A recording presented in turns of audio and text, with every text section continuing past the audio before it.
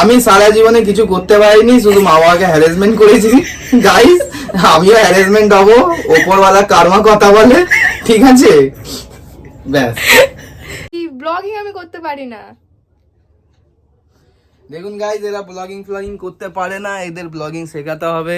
আমি আরেকবার চলে এসেছি সুমন সর্দার আপনাকে নিয়ে আমার নতুন ব্লগিং চ্যানেল সুমন ব্লগসে।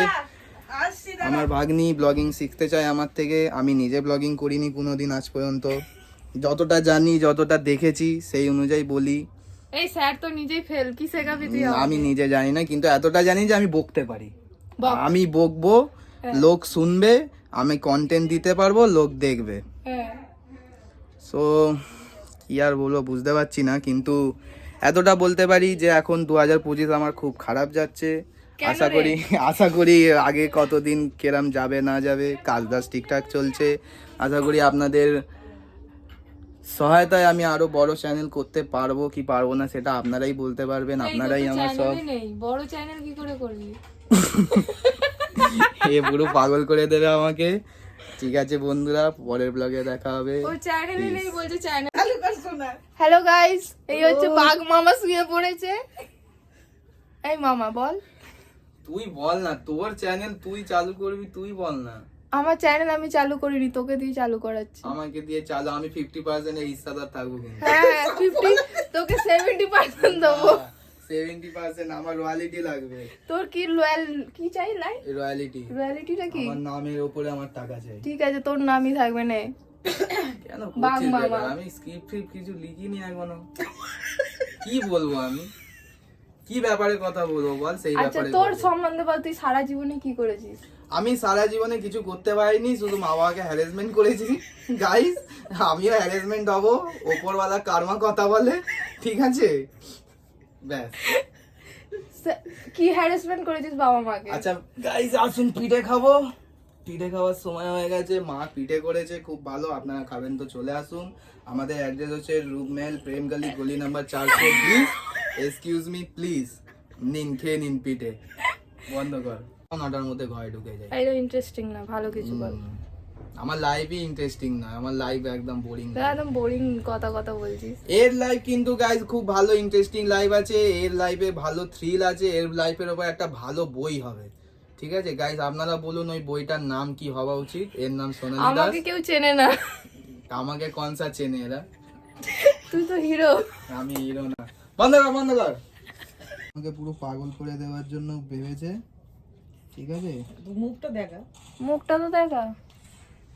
আমাকে গেম ফেম কিছু খেলতে দিচ্ছে না। তুই গেম খেলছিস কেন? আমি তোর বাড়িতে এলাম কতদিন পরে, তুই গেম খেলছিস কেন? তুই কি তোর আরতি উতারবো নাকি আমি? আরতি উতরাবি মানে? তোর পুজো করবো? পুজো করবি মানে? না গাইবো কিছু কিনে নিয়ে আমার জন্য। পধারো মারে দেশ। ওরা তো দেখো কিছু বলছে না, চুপ করে আছে। আমি ব্লগ বানাচ্ছি ভন্ডুলে। তোর জন্য হেরে যাচ্ছি আমি কাস্টমটা। কিছু বল। কি বলবো আমি কিছু ভেবে রাখবো, যেদিন সেদিন আসবি বলবো। না কিছু ভেবে রাগ এমনি বলে যা কিছু, যাও। কি বলবো গাইস, আপনারা পুষ্পা বই দেখেছেন? আমার বাবা কিন্তু পুষ্পা বই পুরো দেখেছে, আর এখন পুষ্পার রূপেই আছে, পুষ্পার অ্যাক্টিং করছে। শোনা, আমার বাবার কাছে নিয়ে যা। আমার বাবা কিন্তু অরিজিনাল পুষ্পা আছে রিয়েল লাইফে। আচ্ছা, হ্যাঁ, তার মানে তোর বাবা চন্দন। আমার বাবা চন্দন বিক্রি করতো না, চন্দনের স্মাগলিং করতো না, আমার বাবা স্মাগলিং করতো হচ্ছে কয়লার। কয়লা এমন একটা সে সোনার থেকেও ডেঞ্জার। এই আমি সোনা।